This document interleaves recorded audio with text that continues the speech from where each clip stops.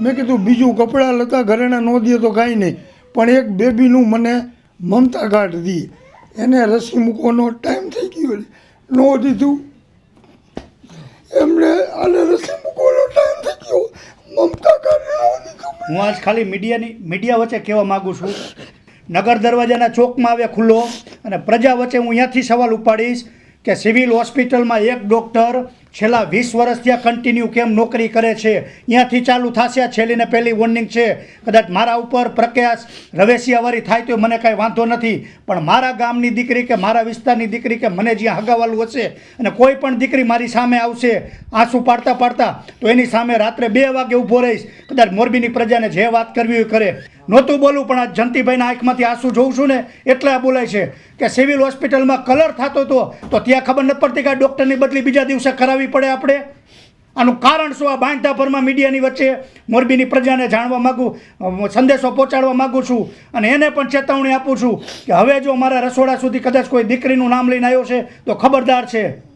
નમસ્કાર પત્રકાર મિત્રો, જ્યારે મોરબીની વાત આવે ત્યારે કે સેવાની કંઈ વાત આવે છે ત્યારે કે જે રાજકીય કિનાખોરીને લઈને કે જ્યારે મોરબીના વિકાસની વાતો જ્યારે હું ઉછાળવા જાઉં છું ત્યારે હું આ 56ની છાતીએ બજારમાં નીકળું છું કે મોરબીના વિકાસની વાત કરવા જાઉં છું.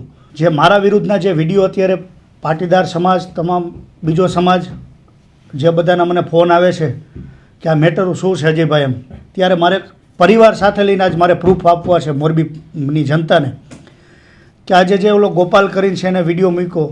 આજ મારા ગામની દીકરી છે, મારા રિલેટિવ પણ છે, એમની ઘરે 8 મહિનાની દીકરી છે, દીકરીના પપ્પા છે જંતીભાઈ, એમના કાકા છે, આઈ પણ 10 વર્ષ સરપંચ રહી ચૂક્યા છે વાઘપર ગામના, મારા જ ગામના છે.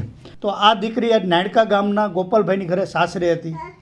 છેલ્લા 4-5 મહિનાથી આ બેને મળતું નથી, સાસુને ને વહુને આ તે એવી મેટર છે. કંઈ વાંધો નહીં, પણ આપણે એને વારંવાર કેવડાવ્યું સામાજિક લેવલે તમે 10 જણા એ આવો, 10 જણા વાઘપરથી આવો, તમને એક મિટિંગ તમે કરીને પૂરું કરો. કોઈ જાતનો જવાબ નહીં, કંઈ નહીં. 4 વર્ષથી આ આધાર કાર્ડ નથી બનાવ્યું એ લોકો, તો આનો મતલબ શું? અમે 181 બોલાવીને મારી દીકરીને અમે ઘરે મૂકવા ગયા હતા, પછી એને દરવાજો ન ખોલ્યો, વળી પછી પોલીસ બોલાવી, 181 બોલાવી, એમાંય ન ખોલ્યો. તે મારી દીકરીના કપડાં લેવા માટે પછી મારા સને અને મારી દીકરીએ થઈને દરવાજાનું તાળું ખોલીને અંદર ગયા, તે એ મારવા જ માંડ્યા અને અજયભાઈ ત્યારે હાજર નહોતા ને પછી મેં અજયભાઈને ફોન કર્યો. મેં કીધું અહીંયા આવો તો મારી દીકરીને મારે છે, એના સસરા સાસુ ને એમની દીકરી. એટલે અજયભાઈ આવ્યા અને પછી અમારી બેબીને અમે હોસ્પિટલ લઈ ગયા, સિવિલ હોસ્પિટલમાં અમે દાખલ કરી 29 તારીખે અને તેથી જ 29 તારીખે અમે ફરિયાદ લખાવી અને એ એમ કહે છે કે 5 તારીખે ફરિયાદ લખાવી.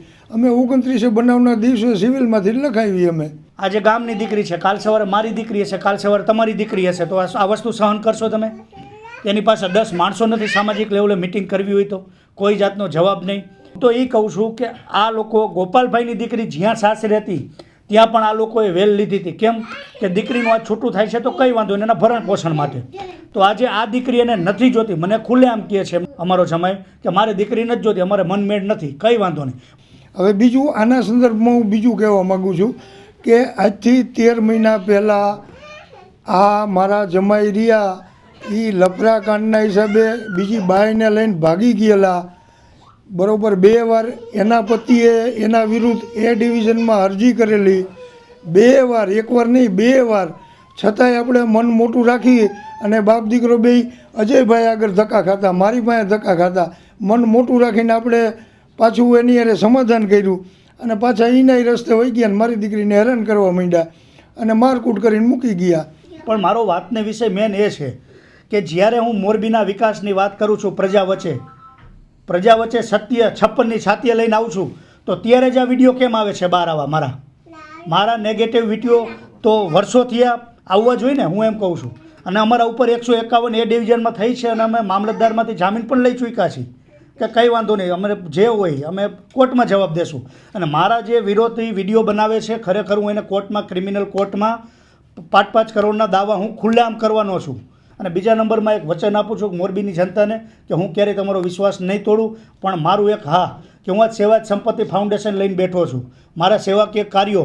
પણ એ પણ કહું છું રાજકીય ભાષામાં કહું છું કે મને જેમ દબાવશો ને એમ સ્પ્રિંગ વધારે ઉછળશે. મારા જેમ ખરાબ વાતો થશે ને મને કામ કરવાની મજા આવશે. જંતીભાઈને હવે ત્યારે મને કીધું હતું કે અમારે ધારાસભ્ય ટચમાં છે. મેં કીધું ભાઈ તારે જ્યાં ખીલી મારવી હોય માલ લેજે, બરાબર છે. ધારાસભ્ય નામ નથી બોલ્યું પણ ધારાસભ્ય બોલે એટલે મોરબીની જનતા જાણે જ છે કે કોણ હોઈ શકે. અને બીજા નંબરમાં એની કોલ ડિટેલ તમે કાઢી લ્યો, બરાબર. હું તો પોલીસ પરિવારને કહું છું કે એની કોલ ડિટેલ કાઢી લો, ક્યાંથી ક્યાં ફોન ગયા છે એમ. વાઘપરવાળાને તમે કોઈએ ફોન કર્યો હોય કે અજયભાઈ કે જંતીભાઈ, કેશુભાઈ, રમેશભાઈ કે અમારા દીકરીનું પાટે ન ચડે, અમારે આ છૂટું કરવું છે, એક તમારું એક પ્રૂફ મને દો, એક તમારો ફોન આવ્યો જ દો, અને અમારી સાઈડથી કેટલા ફોન ગયા છે એ અમને બતાવો તમે.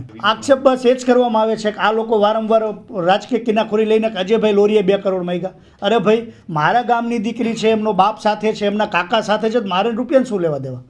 અને 2 કરોડ નામનો શબ્દ જો અજય લોરીયાના મોઢામાં નીકળ્યો તો એકવાર મને પ્રૂફ બતાવે તો કરવા તૈયાર છું. પણ આજ ખુલ્લી છાતીએ કહું છું કે ભવિષ્યમાં જો કદાચ આ રાજકીય ખીનાખોરી હશે તો મોરબી મિશન ઉપાડું છું 2025માં પહેલા જ મહિનાથી, કે મોરબીના વિકાસમાં 30 વર્ષમાં જે કામ થયા છે ને એ હું મારા અજય લોરીયા પેજમાં ખુલ્લેઆમ મૂકીશ, અને ખુલ્લેઆમ લાઇક મળશે અને ખુલ્લેઆમ કોમેન્ટ મળશે. અને હા, ગયા વર્ષોમાં પણ મેં ખુલ્લેઆમ મોરબીની પ્રજા વચ્ચે હું પડ્યો છું, અને મોરબીની પ્રજા માટે મારા પર કંઈ પણ પગલાં થશે તો મને કોઈ જાતની બીક નથી, કંઈ પણ હું કરવા તૈયાર છું મોરબીની પ્રજા માટે.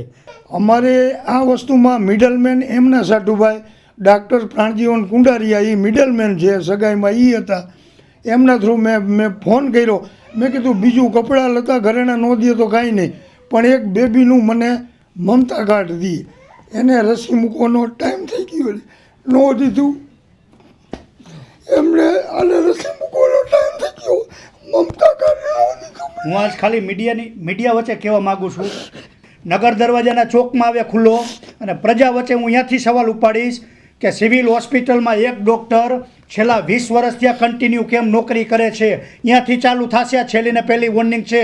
કદાચ મારા ઉપર પ્રકાશ રવેશિયાવાળી થાય તો મને કાંઈ વાંધો નથી, પણ મારા ગામની દીકરી કે મારા વિસ્તારની દીકરી કે મને જ્યાં હગાવાલું હશે અને કોઈ પણ દીકરી મારી સામે આવશે આંસુ પાડતા પાડતા, તો એની સામે રાત્રે 2 વાગે ઊભો રહીશ. કદાચ મોરબીની પ્રજાને જે વાત કરવી હોય કરે. નહોતું બોલું, પણ આ જંતીભાઈના આંખમાંથી આંસુ જોઉં છું ને એટલે આ બોલાય છે કે સિવિલ હોસ્પિટલમાં કલર થતો હતો તો ત્યાં ખબર નથી પડતી કે આ ડૉક્ટરની બદલી બીજા દિવસે કરાવવી પડે આપણે. આનું કારણ શું? આ બાંધતાભરમાં મીડિયાની વચ્ચે મોરબીની પ્રજાને જાણવા માગું, સંદેશો પહોંચાડવા માગું છું, અને એને પણ ચેતવણી આપું છું કે હવે જો મારા રસોડા સુધી કદાચ કોઈ દીકરીનું નામ લઈને આવ્યો છે તો ખબરદાર છે.